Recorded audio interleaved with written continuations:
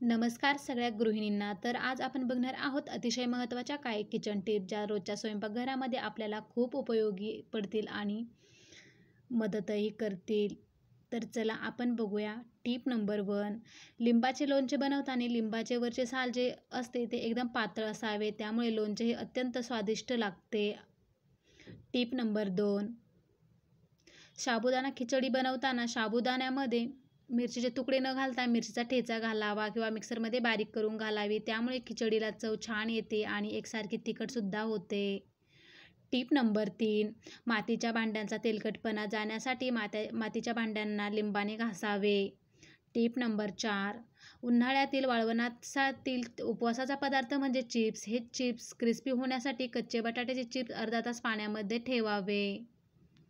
Tip number 5. हिंगाचे खडे तुरीच्या डाळीमध्ये टाकून ठेवावे. हिंग पण खराब होत नाही आणि तूर डाळसुद्धा खराब होत नाही. Tip number 6. मातीची भांडी विकत घेताना बोटाने वाजून बघायची. टणटण आवाज आला तर भांडी एकदम चांगली आहेत आणि डबडब आवाज आला तर भांडी चिरलेली किंवा तडा गेलेली आहेत असे समजावे. Tip number 7.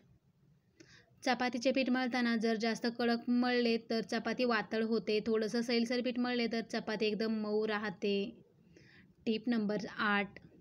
अंडी उकडल्यानंतर लगेच थंड पाण्यामध्ये ठेवल्यावर वरची टरफल लवकर निघतात. Tip number 9. चाकू किंवा विळीची धार गेली असेल तर त्यावरती आंबट फळ कापावे, म्हणजेच लिंबू, कैरी, त्यामुळे धार आपोआप येते. Tip number 10. रव्याचा हलवा बनवण्यासाठी त्यामध्ये थोडेसे भाजलेले बेसन घालावे, म्हणजे हलव्याची चव दुप्पट होते.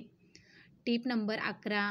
उन्हाळ्यात बऱ्याचदा दूध खराब होते, त्यामुळे दूध आणल्यावर तापून ठेवल्यावर त्यामध्ये 2-3 वेलची घालावी, त्यामुळे दूध नासत नाही. Tip number 12. फ्लावरमध्ये बऱ्याच वेळा किडे निघतात, त्यामुळे फ्लावर हा थोडा वेळ गरम पाण्यामध्ये उकळून घ्यावा, किडे आपोआप वरती तरंगतील. Tip number 13. बिर्याणीसाठी तांदूळ शिजवताना त्यामध्ये लिंबू पिळावा, म्हणजे भात हा पांढरा शुभ्र तसाच राहतो. Tip number 14. हिरव्या पालेभाज्या शिजवताना नेहमी झाकण ठेवून शिजवाव्यात, त्यामुळे जीवनसत्त्वे वाफेद्वारे निघून जात नाहीत. Tip number 15. तूर डाळ कधीच उन्हात वाळूत घालू नये, त्यामुळे डाळीचे तुकडे होतात.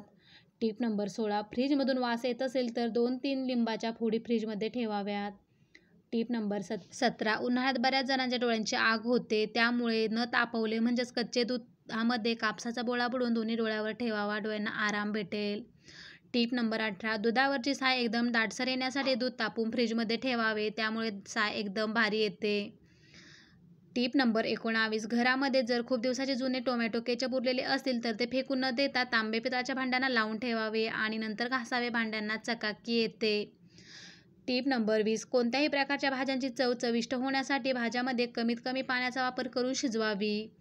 Tip number 21. घरातील केळी जर खूप पिकलेली असेल आणि खाणार नसाल तर रव्याचा शिरा किंवा प्रसादाचा शिरा करताना केळी मस्त तुपावरती खमंग परतून शिऱ्यामध्ये घालावी, त्यामुळे चविष्ट असा शिरा तयार होतो. Tip number 22. कोणत्याही प्रकारचा पुलाव करताना मटार घालताना मटारला अगोदर तेल लावून मटार शिजवावा, त्यामुळे मटारचा रंग आहे तसाच राहतो. पोहे करताना एकदम नरम हवे असतील तर त्यामध्ये थोडीशी साखर घालावी, त्यामुळे पोहे एकदम मऊ आणि चवदार होतात. मिसळ बनवताना मिसळीमध्ये चांगला कट येण्यासाठी किंवा तरी येण्यासाठी फोडणीमध्ये थोडीशी साखर घालावी.